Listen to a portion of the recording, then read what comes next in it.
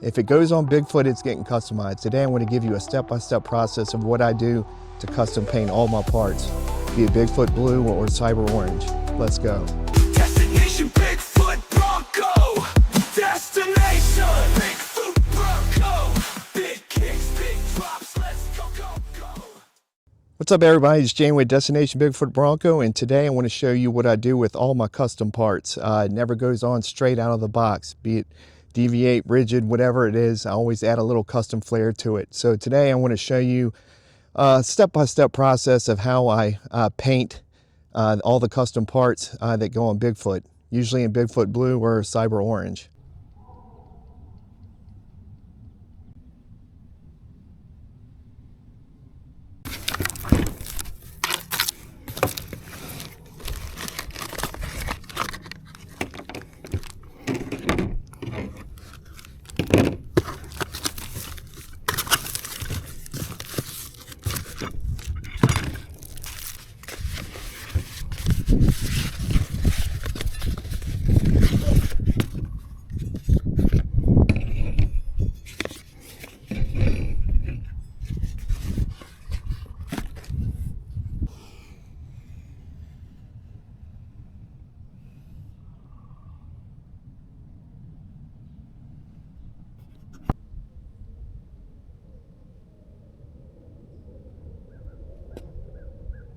First step is scuffing the surface. I'm not trying to strip anything down to bare metal.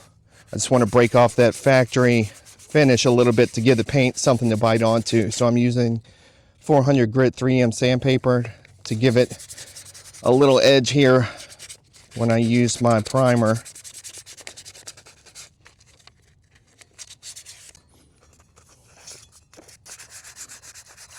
This step matters because if you skip it, paint doesn't last. Trail rash, heat, weather, whatever, this stuff really needs to stick. After sanding, everything gets cleaned with acetone. I use clean strip here. This removes the dust, oil, fingerprints, and anything else that could mess up with the adhesion. So I just apply a little to a microfiber towel, clean off all the oil and dust from sanding.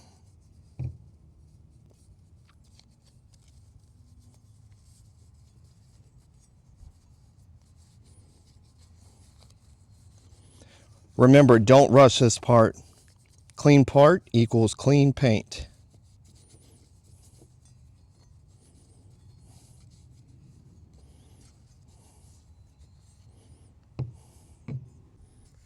Next up is the adhesion promoter. This is especially important for coated metals, plastics, and anything that will see vibration. So kind of think of this as the handshake between the part and the paint. So we're going to take this over here and get it started. Shake the can really well, and about 18 inches away, just give a light little coat and let that dry.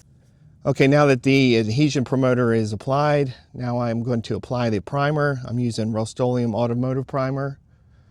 Light even coats, no rushing, no heavy passes. Now we'll apply the primer.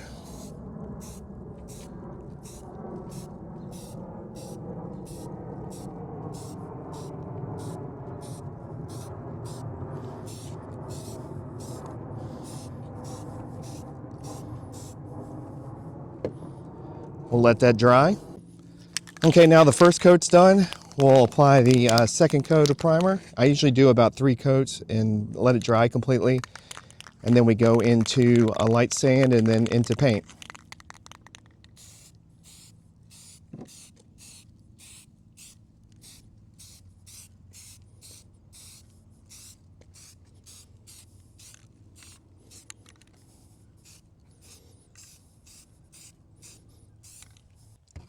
Once the primer cures, I lightly sand it again, and this smooths out any texture and makes the paint lay down clean. This step right here is the difference between spray painted and professional.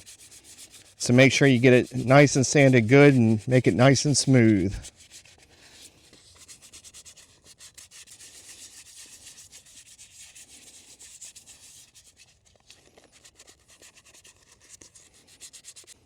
Okay, now that that's done, now comes the fun part. We're going to take it over and get it painted in Bigfoot blue. Okay, now we're set up here, and remember, multiple light coats, consistent distance, and patience. So we're going to do about 3 coats.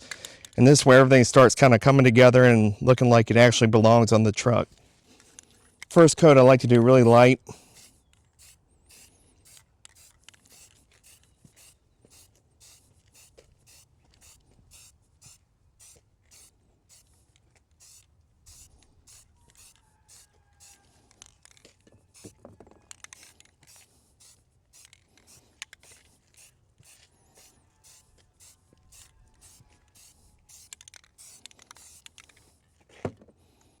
Now that I have the 3 coats on, then I use this here, and this adds a little bit of flake to the paint. You can get this on Amazon. I'll leave this in the link below.